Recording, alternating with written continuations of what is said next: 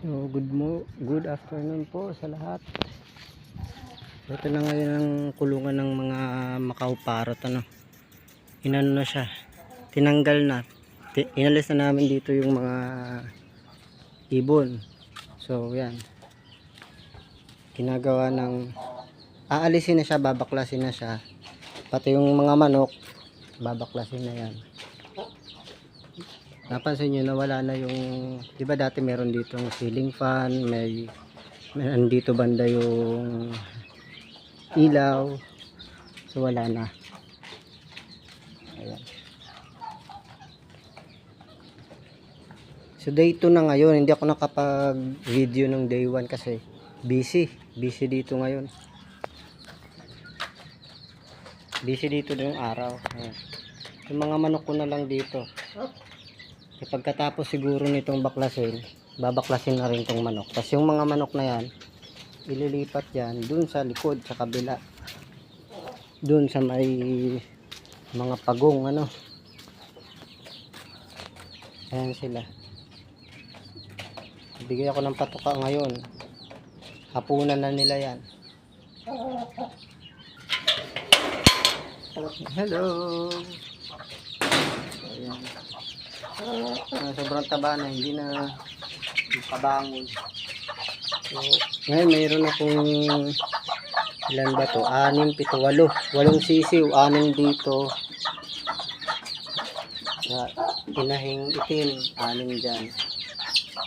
Tapos 2 dito sa inahing puti. Ayan.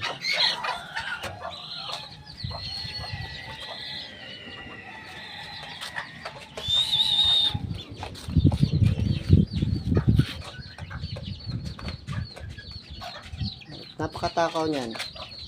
Ang ginawa ko, hindi kumain maghapon. Kaya hindi nakakabangon eh.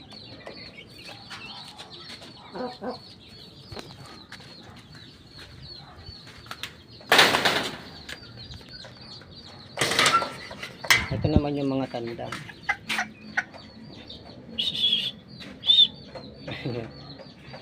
Mga tanda. Ngayon 2 yan magkapatid yan, kaya hindi yan nagsasabong dyan. Kilala pa nila yung isa't isa. Kasi pag yan hiniwalayan o linagyan mo to ng sa ganito na hindi na sila halos magkita. Pag pinakawalan mo yun, sasabong yan. Pero ito sila, pag ganyan yung ano, nagkikita sila, kilala pa rin nila yung isa't isa. So ayan, pati yung switch ng ilaw, sinira. Kasi nga ililipat na. So dun sa paglilipatan, i-videoin ko rin din para makita nyo rin, no? So ayan, marami itong mga kalat dito kanina, pinaghahakot na lang nila. So ayan,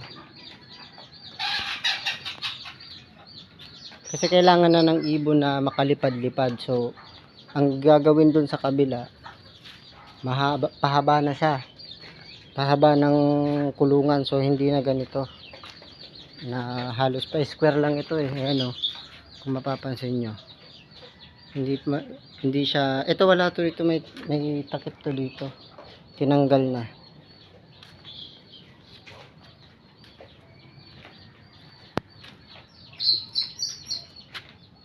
Kalat pa. So yan lang, ito lang po muna yung update for today, ano, sa day 2 ng ating pagpapagawa ng kulungan ng Macau parrot. Ayan, pati yung kanilang solar hindi ko pa masyadong na-set up dyan kasi busy, ang dami ang ginagawa. So pag may time lang ako na maka ano, tsaka ko yan.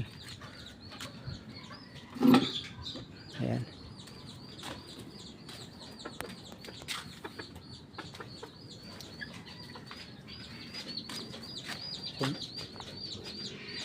Bukas Sabado mayroon pa, gagawa pa sila, papasok pa yung mga yun, sahod bukas.